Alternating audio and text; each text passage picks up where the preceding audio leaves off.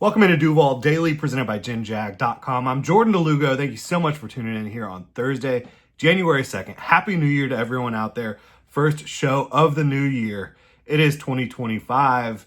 And the Jaguars, there's been a lot of rumors reporting on them potentially moving on from their head coach and their general manager.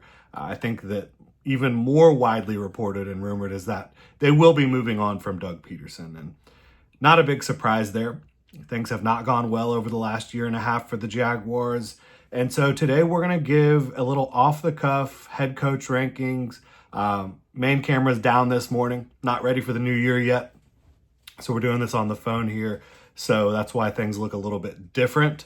But yeah, a little off-the-cuff head coach rankings. I'm going to give my top 6 candidates right now, January 2nd. Things can change, but the Jaguars, if they decide to move on from Doug Peterson and decide to move in a new direction, get a new head coach, they're probably going to be hiring someone in the next month and a half, right? Things tend to happen fairly quickly when it comes to these head coaching searches and hirings. So Black Monday is coming up next Monday. It's going to be a wild ride. It's going to be really interesting to see how things play out for the Jacksonville Jaguars. But getting into these head coaching rankings, at number 6 for me is Brian Flores. And from a pure coaching and schematic standpoint, creativity standpoint, he could definitely be higher on this list. He also has head coaching experience in Miami. So what did he take away from that experience? What did he learn from that experience is obviously critical. The other factor here is the NFL lawsuit. Like, is a team going to give him an opportunity to be a head coach? I don't know. He's also a defensive-minded head coach. We're going to talk about why I think probably going with an offensive-minded guy is going to be critical, potentially, and just why I have some offensive guys higher on the list than the defensive guys. But Brian Flores is a master schemer on defense. What he's done in Minnesota this year has been impressive. But what he did last year was even more impressive because he took a group, a defense that wasn't one of the more talented units in the league. Easy to say that, right? That they lacked talent in a lot of spots. They didn't have a ton of elite talent. And he devised a defense that made it really, really difficult for offenses to find success. They were literally almost always either blitzing 6, 7, 8 or dropping 8. And figuring out when they were doing that, how they were doing that, how they were deploying these players was really difficult for offenses. And so the Vikings defense was plucky. It was difficult to deal with. And this year they've added more talent. They've gotten even better. And so I think Brian Flores is a tremendous coach from a schematic standpoint defensively. He would get the Jaguars defense playing good ball very quickly. I have no doubt about that. My questions with him again are, who would he hire on offense? Because any of these defensive coaches, that's going to be the most critical thing that you can do, because you cannot have another offense that feels dated, that feels like it's out of touch with the modern NFL. And in a variety of ways. And just some of those ways for the Jaguars are the lack of motion. Good offenses use, and it's not just motion for motion's sake, it's what motion does for you. Motion puts defenses in a bind. It gives your quarterback an idea of what a defense is trying to do, what defense they're running, right?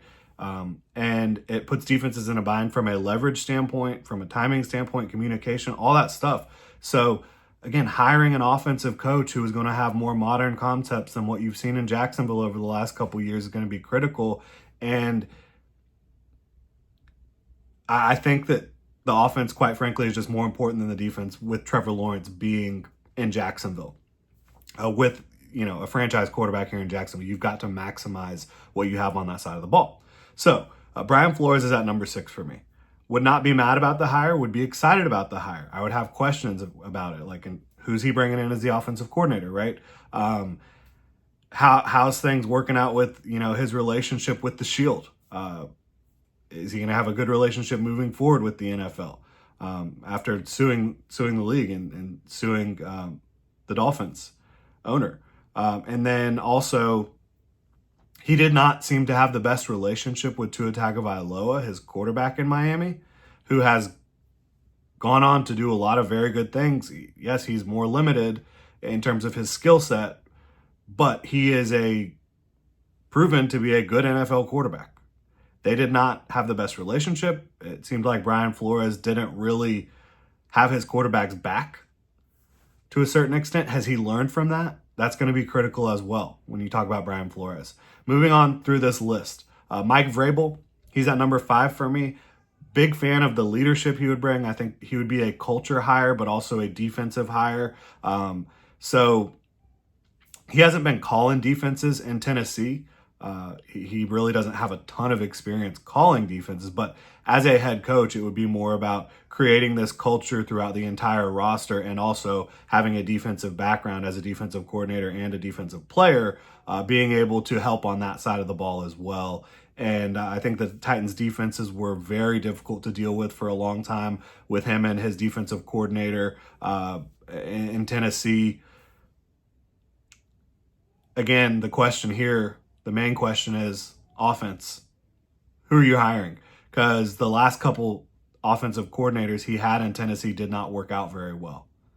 Now, prior to that, he had some absolute studs in Tennessee, offensive coaching wise, but that's a little bit of a mixed bag. And more lately, it's been more of a negative than a positive in terms of his ability to hire an offensive coach, his plan for an offense, right? So that's going to be critical. Aaron Glenn at number 4. This is the first coach we're talking about here who's not a retread. Aaron Glenn is the Detroit Lions defensive coordinator, obviously. Spent a lot of time in the NFL as a corner, playing very good football. Had a cup of tea here in Jacksonville as well as a corner later in his career. But Aaron Glenn, to me, what he has done with the Detroit Lions defense, despite having so many injuries, has been really impressive. I think that he would be a culture guy. He would be a leader. He would be a defensive coach. I think all 3 of the people we've talked about so far would get the Jaguars defense in order. And the Jaguars defense has talent on it. You have the free agency money, the cap money, and the draft capital to quickly have a very, very good defense. But again, I get concerned when you're talking about a defensive coach with who they're hiring to run their offense. And if they actually make a good hire on offense, that coach goes and gets hired as a head coach elsewhere. How do you replace them? We've seen defensive head coaches many times struggle to replace good offensive coordinators. It happens all the time. And you could say, yes, that's a good problem to have because that means you've had success. But we're not just trying to have a little bit of success here early on. You're trying to build a sustainable winner. And so who a defensive coordinator, defensive coach, defensive-minded head coach is going to hire as a offensive coordinator in their plan for the future beyond if that guy gets fired or hired to be a head coach is critical. And the other thing with Aaron Glenn is he would be a first-time head coach, which generally speaking, a lot of the guys that kind of catch fire are first-time head coaches, but it's not like you haven't seen retreads have a lot of success in the league as well. You haven't seen someone win a Super Bowl in 2 different spots, right? But you have seen guys that, they have their first head coaching experience, Mike Vrabel, Brian Flores, they have their first head coaching experience, and the next job they get, based on a lot of the things they've learned and been able to grow and adapt, they do an even better job. Look at Andy Reid, right? I think Andy Reid did a tremendous job in Philly, but being able to get Patrick Mahomes, I think, was the secret sauce there. That combination of players and obviously Steve Spagnuolo, all that good stuff for the Kansas City Chiefs. But Aaron Glenn, his challenge as a first-time head coach, whenever he gets the job, the opportunity, if it's in Jacksonville, elsewhere, will be, can he handle running an entire building? He hasn't done that. And neither have the top 3 guys on this list for me, which you have Joe Brady at 3, Liam Cohen at 2, Ben Johnson at 1. All 3 of these guys are offensive-minded coaches. Joe Brady has done a tremendous job with Joe Burrow back in college. Now with Josh Allen, getting the most out of him, getting the most out of that Bills offense. They fired Ken Dorsey during the middle of the season last year, and they have been all gas, no brakes ever since then, doing a really good job attacking defenses, devising different sorts of plans, different ways to attack. And obviously it helps to have a Josh Allen and a Joe Burrow, but I think Joe Brady could do a lot with Trevor Lawrence as well. Liam Cohen in Tampa, had his offensive coordinator job in Los Angeles, studied under Sean McVay. He's been the offensive coordinator at Kentucky a couple times. What he's done in Tampa this year has been really special, in my opinion, especially dealing with so many different injuries. You lost Chris Godwin. Mike Evans has missed some time. You've had injuries all over the board for the Tampa Bay Buccaneers, and they just are able to continue to figure things out offensively. I think that Liam Cohen could be a really good hire. Ben Johnson is the number one hire for me. I talk about it a lot. Any coach that the Jaguars hire, there can be a reason to get excited about it, but there's also going to be question marks. Like, there's no guarantee any of these guys would end up being the right hire for the Jacksonville Jaguars. We just don't know until they get in the building, until they fill out that staff, until they lead every single day, right? But Ben Johnson, Liam Cohen, Joe Brady, their challenge would be going from purely an offensive coordinator to, again, having to run the entire building, run the entire show. Who are they hiring defensively? Now, Joe Brady, Liam Cohen, and Ben Johnson, I do have some confidence, and Aaron Glenn even to an extent, I do have some confidence that on the other side of the ball, they would be able to hire someone who is modern, who is forward thinking, because these guys are modern and forward thinkers, right? And maybe Mike Vrabel would be able to hire a great offensive coordinator. Maybe Brian Flores would. Maybe Aaron Glenn would. But again, you run into that issue of, okay,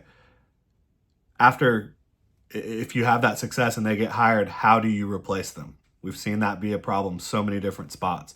But offensively, as long as you have the offense in place, you can kind of find a defensive coordinator. And again, for me, you're hopeful that you have a great defensive coach and a great head coach and a great offensive mind as well. But if you had to choose, I would choose offense. I think the league is still trending towards being a more offensive-centric league. The rules favor the offense. And you have a quarterback in Trevor Lawrence who you cannot continue to waste his talent with, average to subpar coaching on the offensive side of the ball. Bottom line, I think that's what you've seen since he's been here. You got to get more modern. You got to get more weapons. He has not had two legitimate outside receivers on a single roster his entire career so far. You've got to get that figured out. I think that if you bring in a Joe Brady, a Liam Cohen, a Ben Johnson, they will figure the offense out. But their challenge is going to be running an entire organization versus just being the offensive coach. And I think that Brady, Cohen, Johnson, all those guys would probably be in the camp of they're going to hire a defensive coordinator, and that defensive coordinator is basically going to be the head coach of the defense, which could certainly help out, but you've got to make the right hire there as well. So there's no easy answers here, but that is my rankings. Ben Johnson at 1, Liam Cohen at 2, Joe Brady at 3. The reason Cohen is ahead of Brady for me is he just has more experience in this league. But I like all three of those guys a lot. Love Aaron Glenn, too, as a defensive candidate. Mike Vrabel as a defensive candidate / kind of leader, culture setter. And then Brian Flores as well. Obviously, we talked about the issues, the question marks that could come with the Brian Flores. But that's my top 6 coaches for the Jacksonville Jaguars coaching job, should it become available. Let me know your thoughts in the comment section below. If you enjoy the content, please like and subscribe. If you want to support the channel further, you can check out genjag.com/shop. Pick up a hat like the one I am wearing right now. Got a lot of fun stuff up on the site. Y'all have a good one.